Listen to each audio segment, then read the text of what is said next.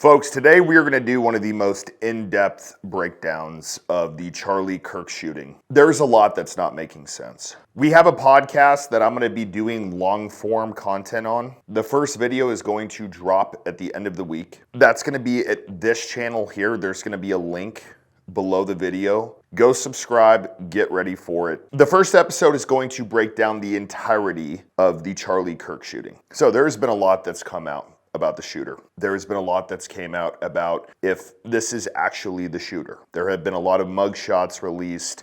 There has been the footage of him going to court. We need to address today, counsel. Just for the court's information, we did file just recently, within the last few minutes, a notice of intent to seek the death penalty that was filed by Utah County Attorney Jeff Gray. So that should be in the court's file.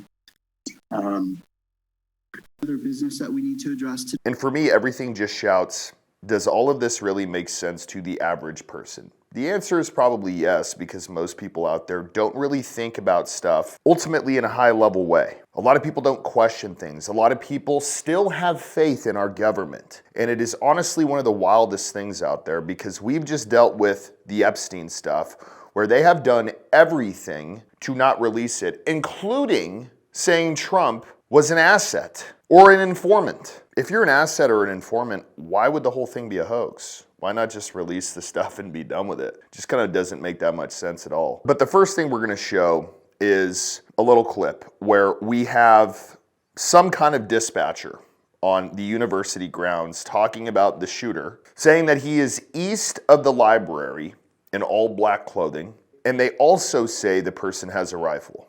Maybe the CS building is just east of the library. He's wearing jeans, black shirt, black mask, long rifle. UVU. There was one shot.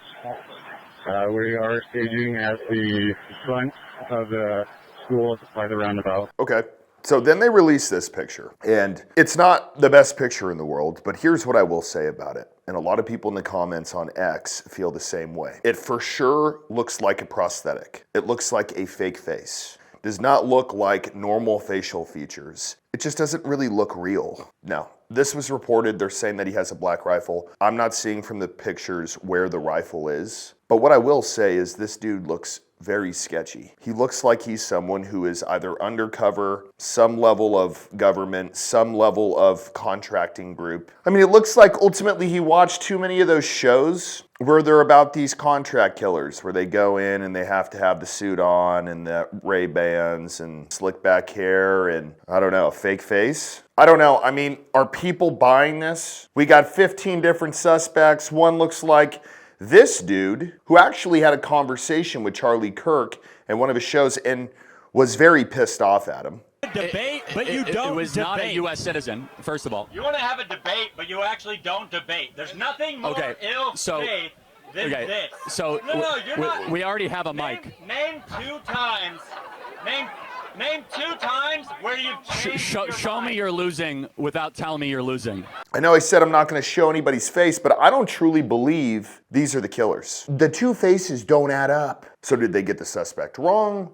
What exactly went on here? So the shooting happens. A lot of people think that this guy on the roof is the one who did it. I can't say for certain that this is not the guy who runs off the back of the building.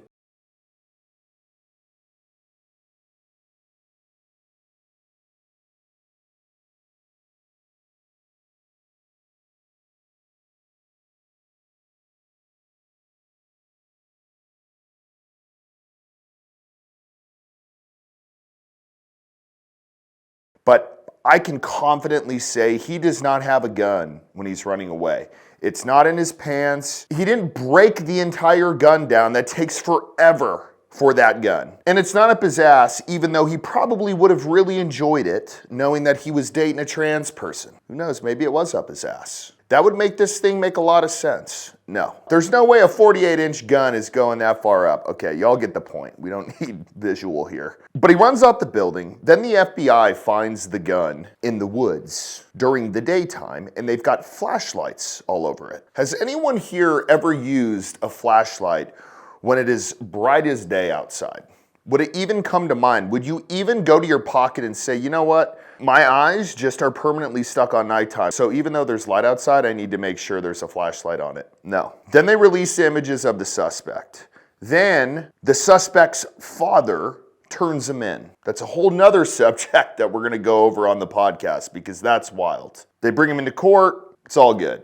The question still remains, is this guy the shooter? Or was he just part of an operation? Was he a part of the Discord messages? Here are a couple thoughts. One, he was connected but didn't do it. I'm not saying he didn't, but that would be one solution to the, well, where's the gun when he's running away? The second would be he found out about this and maybe got conned into being a decoy. Like, hey, we're gonna do this, go up to the building.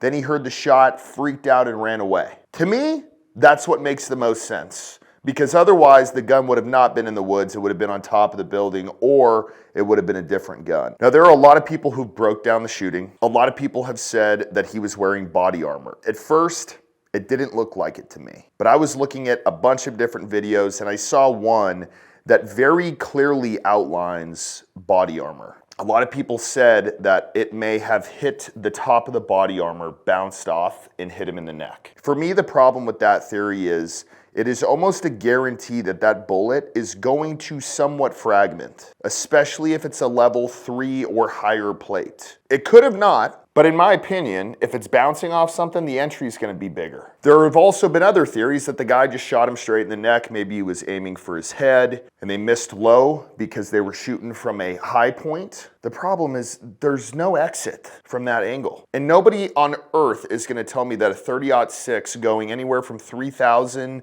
to 2,700 feet per second is not going to have an exit wound. I've deer hunted my entire life. I've hog hunted most of my life. Not once, going through rib cages, going through bone, has there not been an exit wound with a 30-06. And the body of a deer is way wider than a human's neck. I don't know how much this makes sense to people, but some of them are 1.5 feet wide. So in my opinion, that doesn't make sense. Then the other day I had this video sent to me, and this is by far the most shocking footage that I've seen. Why don't we just start with the footage? But here's what I want y'all to watch. There is a muzzle flash that is coming from a window, if you're looking at Charlie Kirk from the crowd, up and to the left, which makes the most sense to me as far as him being shot in the other side of the neck and this being an exit wound. Check this out. Keep your eye on this space here where the red circle is as the next clip plays. To me, I first seen this and thought straight away, holy shit, that is the bullet. It matches the exit wound. It also matches the shirt puffing up and the angle of the entry and exit. I needed another angle just to see if this was actually fact, trying to get as much info as I could before I posted anything. And in that video, you can see the same, what appears to be the bullet coming down, and it does line up with the actual gunshot itself. Or not counting gang violence. Great.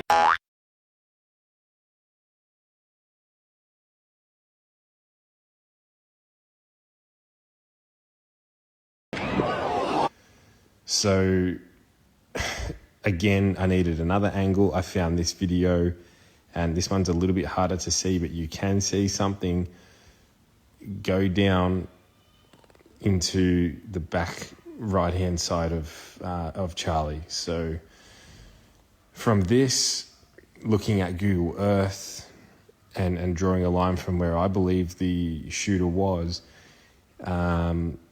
his tent being set up in the middle of that triangle area, would appear that the shooter was up here somewhere. That's the angle that the bullet was coming down from. It all makes sense to me. Pretty crazy. I think if we pan around and look at where the media and where everyone else is saying that the bullet come from and giving scenarios on ricochets and different bullets and bits and pieces, it doesn't make sense for it to come from the rooftop over here. It doesn't line up with.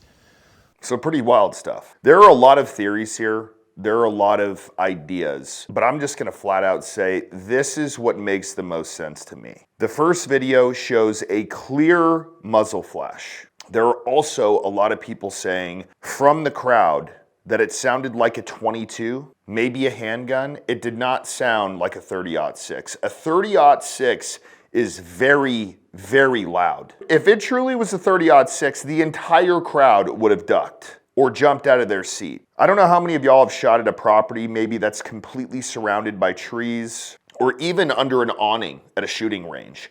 The sound is amplified like crazy. And this place was pretty much a stadium as far as it being completely surrounded by buildings. So if it was a 30-06, it would have been super loud. Here's the first theory for me. The shooter was actually in those windows. The trajectory of the bullet, we can see something on there going through his neck, out the other side. That is the most plausible explanation of all of this so far. The fact that he slumped over this way with the trajectory of the round, it's also a pro in that column. The question that I have, and something that we may never find out, is, do those windows open? Did somebody punch a hole in one of those windows? How many people were in that building? Here's what I will say. The information that has came out so far about this entire thing is a complete crock. I don't buy any of it because it's all speculation at this point. We have the texts from the alleged shooter and his girlfriend or boyfriend or cat.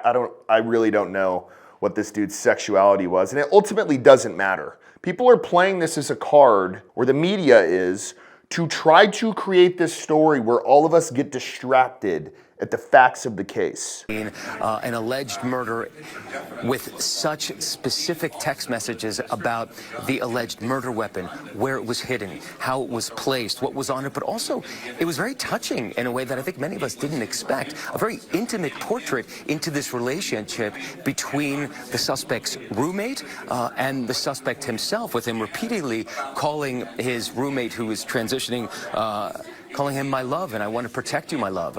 So it was this duality of someone who the attorney said not only jeopardized the life of Charlie Kirk and the crowd, but was doing it in front of children, which is one of the aggravating circumstances of this case. And on the other hand, he was, speaking so lovingly about his partner.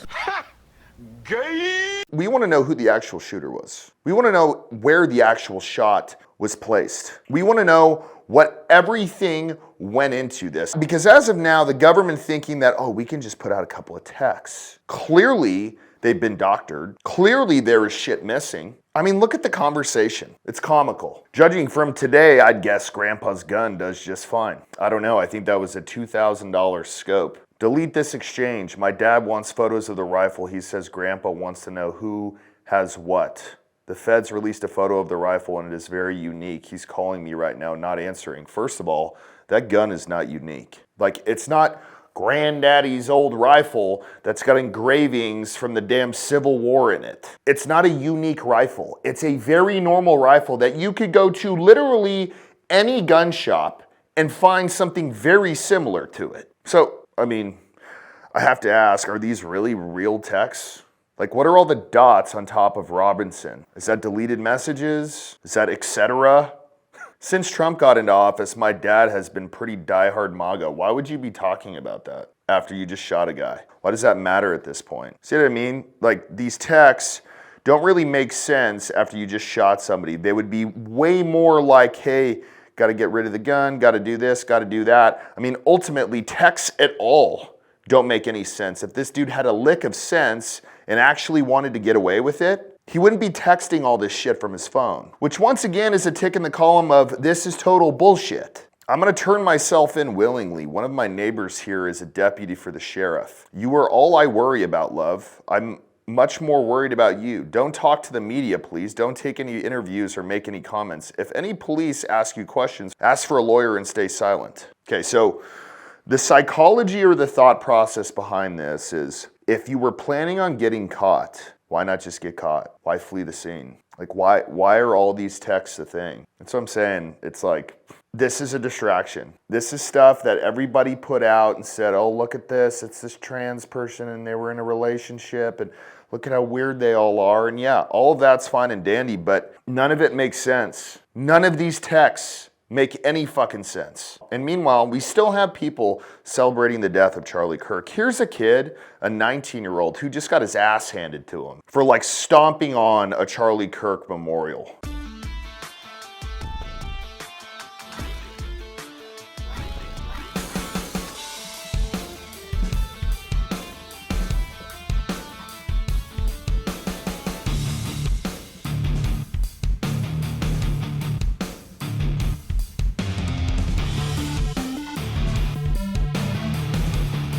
So clearly a lot of information. Here's what I would say. I think all of this is total crap. There's more to this, period.